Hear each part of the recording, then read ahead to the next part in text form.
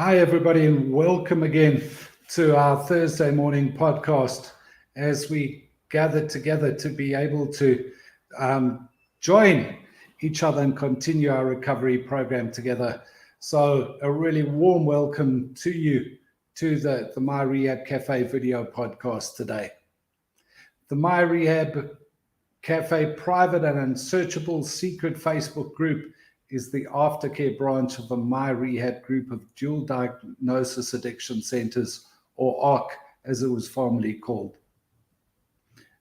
The MyRehab centers are private inpatient drug and alcohol rehab centers that offer high quality healthcare with high quality outcomes. The MyRehab Cafe Facebook group has exclusive access to loads of content that isn't available on any of the other MyRehab public channels. Some of the content that we include for you includes workshops, lectures, and support groups hosted in conjunction with some of the treating providers at the MyRehab inpatient centers. These treating providers include psychologists, social workers, wellness counselors, and volunteers who have extensive experience in this field. Group members also participate in movie and book reviews, and from time to time, face-to-face events as well. If you, at the moment, are not a member of the MyRehab Cafe, you're likely watching this on a public channel. This means that you'll have between 10 and 20 minutes of access to this live broadcast before we switch over exclusively to the private and unsearchable MyRehab Cafe Facebook group. Remember to sign up and join the MyRehab Cafe, guys, as this is where the interesting parts of the live videos happen. MyRehab Cafe is free to any person that has been through the MyRehab inpatient process. If you may not have been through the inpatient process, but you want to find out how to join the MyRehab Cafe, please check out the MyRehab Cafe website, which you'll find at www.myrehab.com. Again, www.myrehab.com. If you do want to participate in this workshop, please join in via video or audio via the link in the comment section, or leave a comment and Christy should be able to bring it on screen, and we can see what we can do to go about answering the questions that you have. If you are a MyRehab Cafe member and you want a higher degree of anonymity or confidentiality, wait for us to end the broadcast on the public channels before hopping on or posting.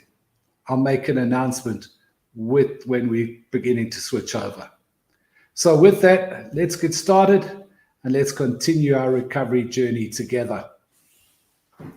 So as per usual on Thursday mornings, we start with two quotes, and Christy, if you could please bring those up for today. Both of the quotes today deal with the difficulties in recovery, that it's not just a kind of simple progression from addiction to recovery, but also includes kind of the false steps that we make along the way. And before we go through this, I also just want to give a shout out to Christy. I just send her blank notes, and then she turns out this amazing work. So Christy, thank you very much for what you do for us and for the way you zhuzh it up. It's really amazing. So the first quote today comes from Ralph Waldo Emerson, who says, "Our greatest glory is not in never failing, but in rising up each time we fail." And we kind of know that we all leave rehab with kind of this idea that we're going to make it, we're going to do things, that those things which tripped us up before, we're going to overcome them and make them. But we also know we're human. Ons is mos maar net mens. We struggle. There are things that kind of bite us, that take us through.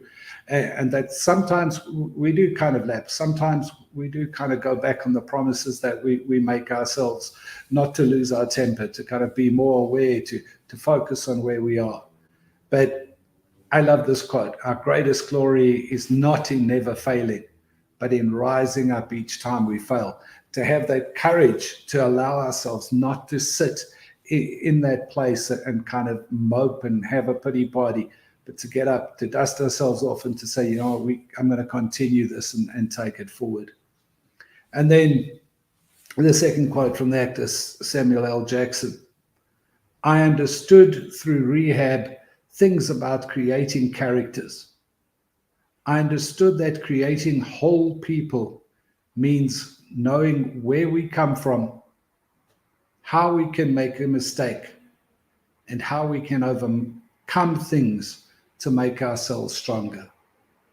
And again, the real power of that quote, that when we make a mistake, that instead of sitting in it, obsessing over it, kind of leaving us in that place, that we enable ourselves to kind of get up, dust ourselves off, and overcome things to make ourselves stronger. So real positive words, I think, coming that way. So before we kind of move into our talk for today, and we're going to be talking about changing your internal dialogue or kind of self-talk, managing your internal dialogue. I just want to say something that I've started to notice amongst a lot of kind of my outpatients at the moment. There seems to be a lot of tiredness kind of creeping in. It's been a tough year, kind of already kind of nearly halfway through August. And for a lot of guys, especially business-wise, June, July, really difficult months, lots of pressure, everything kind of adding up and kind of making it difficult for them. Guys, watch the tiredness. Make sure that you're taking proper self-care, that you're doing the things you need to get the rest you need on a physical level, on an emotional level, on a mental level. Do things which kind of bring joy into your life. Don't kind of get sucked into that place where kind of all of the negativity is starting to overwhelm you and take it forward again. So kind of watch the tiredness, watch where you are. And for those of you who kind of have got sessions, got people to talk to, make sure you use that time. Make sure you kind of go and spend that opportunity talking with people and taking it forward from them. And then I also today want to kind of read you one of my favorite stories of the anthropologist Margaret Mead. And the story is important for me because when it comes to defining our humanity, defines who we are as people, I think this kind of gives us an inkling of why we also do the work we do within the rehab centers. So let me read this to you.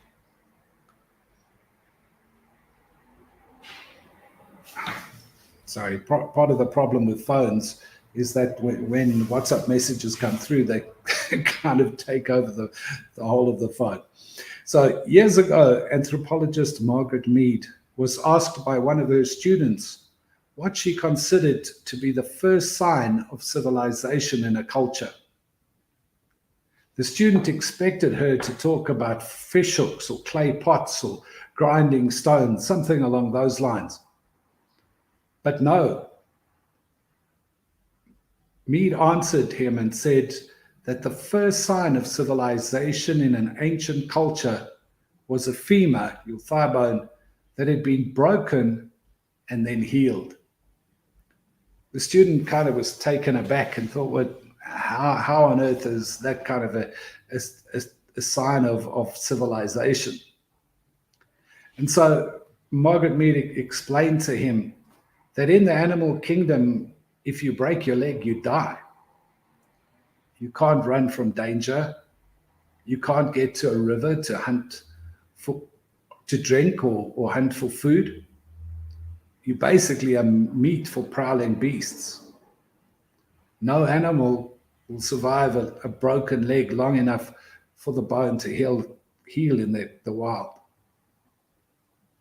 A broken femur that is healed is evidence that someone has taken the time to stay with the one who fell, that they've bound up the wound, they've carried the person to safety, and has tended to the person's needs throughout their recovery.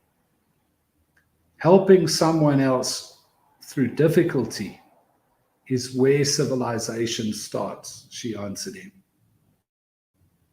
So we are at our best when we serve others. And that's an important part of kind of what we do here in the MyRehab Center, to be in that place, to create those opportunities for healing. That time where we can sit and work ourselves forward.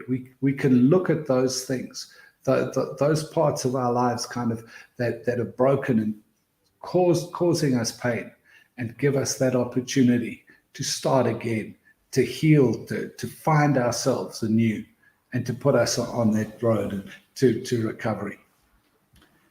So let's move on to our talk for today. And if we can move on to the next slide, please, Christy.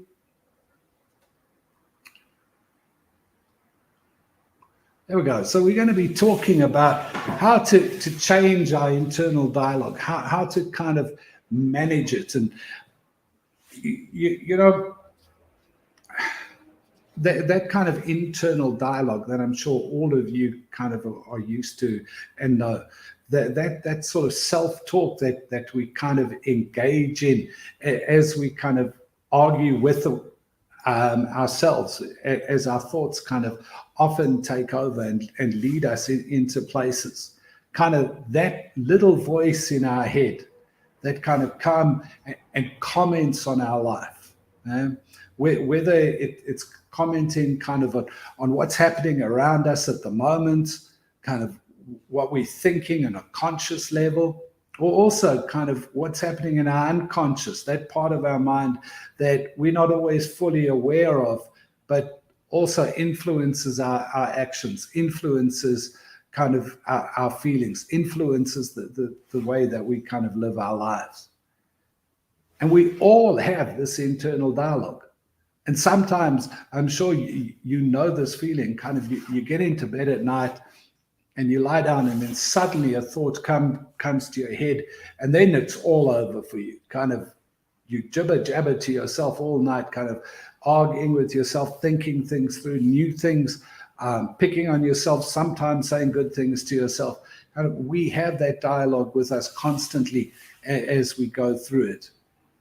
And it's the way that we apply logic to what is happening in our lives. It's the way in which we try and understand it.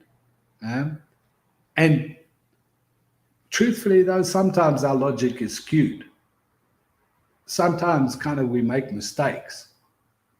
Sometimes we're driven by our emotions, our past experiences, things that have happened to us, things that kind of have defined us. So in other words, often, although these internal dialogues can serve a really positive point for us, they also can get things wrong. But where does this internal dialogue come from? Kind of what influences it? Where kind of do we take it from as we move through things? And the origins start when we're little, start when we interact with other people. As we kind of learn from others, whether they say things to us directly or whether we kind of just pick up cues from them, we start to kind of develop these things about what other people expect of us and the things that we expect of ourselves. So it may be from our parents, it may be from school, it may be from significant people in our life who've influenced us and take us into this place where we start building kind of this set of rules, norms, values that we have for ourselves that influence us. Now, the importance of this internal dialogue is, first of all, it's part of what makes us human, because it speaks about our ability to reason. It speaks about our ability to think about the situations that we're in, about what's kind of happening to us and about us. It's part of our consciousness, part of our awareness. And to be in that place where we're able to look at these things and to kind of take our lives forward. But at the same time, what we think, the language we use, the way we talk to ourselves, the way we talk about ourselves, has a major, major influence on us. It impacts big time on the way in which we kind of see ourselves and see the opportunities that are there for us. It affects whether or not we're in a place where we're able to accept who we are, warts and all. Whether we come into a place of caring for ourselves, having compassion for who we are and for taking it forward. It kind of affects our mood. It affects the levels of anxiety we have. It affects our goals and the way we think of them. So let's kind of sit and think of some of the examples. And I'm sure that as you're watching this, you can also sit and think about some of examples about what your internal dialogue does and says to you. What kind of words you say to yourself as you go through these. Sometimes these are positive, sometimes they're negative. So let's kind of begin with the idea of low self-confidence, the inability to accept yourself. Okay? And I know from working with many of you while you've been here in ARC, that this idea about really battling with who you are, with what's going on inside of you, with how you kind of see yourself, is a major problem for you. And there's the video that you can also look at on YouTube that speaks about the critical inner voice. And we've used that with some of you in the sessions to be able to get you to identify what are those negative things that you kind of say about yourself, the way in which you kind of talk to yourself. And Daniel Amen, who's an American psychiatrist, kind of identified, we're doing the glasses thing again, folks, identified what he called ANTs, or automatic negative thoughts. And his work is kind of based on the work of Aaron Beck, who pioneered cognitive behavioral therapy, and also the work of Byron Katie, who is a kind of American teacher and author. And he also uses some of her questions in order to kind of deal with ANTs. But Daniel Amen identifies 9 different types of ANTs, automatic negative thoughts that we have, which kind of influence us in the way we're going. So let's just go through these quickly. The first one, he says, all or nothing automatic negative thoughts, or ANTs. That's thinking things that are either good, all good, or all bad. The second one, less than ANTs. Those are those times in which we compare ourselves to other people, and we look at other people and we say, oh my goodness, I'm not as good as him. I'm not as good as her. Okay? So those automatic negative thoughts, which kind of take us into the place and make us feel less than who we are. The third one are just the bad ANTs. So that's when whatever the situation is, you can't see anything positive. You just see only the bad that exists within that situation. The fourth one, guilt-beating ANTs. Oh, that's kind of where the words that we use are words where we use should, must, ought, have to. So those kind of words which take us into that kind of place. Labeling ANTs. That's kind of where we come and we give ourselves negative labels, which we kind of attach to ourselves and to somebody else. Fortune-telling ANTs. And once we've finished with these 9, we're going to kind of move off into the private Facebook group, just kind of a heads up to you. So fortune-telling ANTs. That's kind of where we predict the worst possible outcome for a situation, even if there's no evidence for that being the case. mind reading ants. It's kind of believing that you know what other people are thinking, even when they haven't told you. The eighth one, if only and I'll be happy when, automatic negative thoughts. That's kind of when we argue with the past and we long for the future. And the fifth and the ninth and last one, blaming ants. That's when we look and we blame everybody else for our problems instead of looking at for ourselves. So we're kind of going to move over to the private group now, folks. Those of you who are going to be leaving us, I hope you'll go to the MyRehab website and sign up, join up, become part of us. For those of you who are going to continue, we'll continue in a minute. Take care.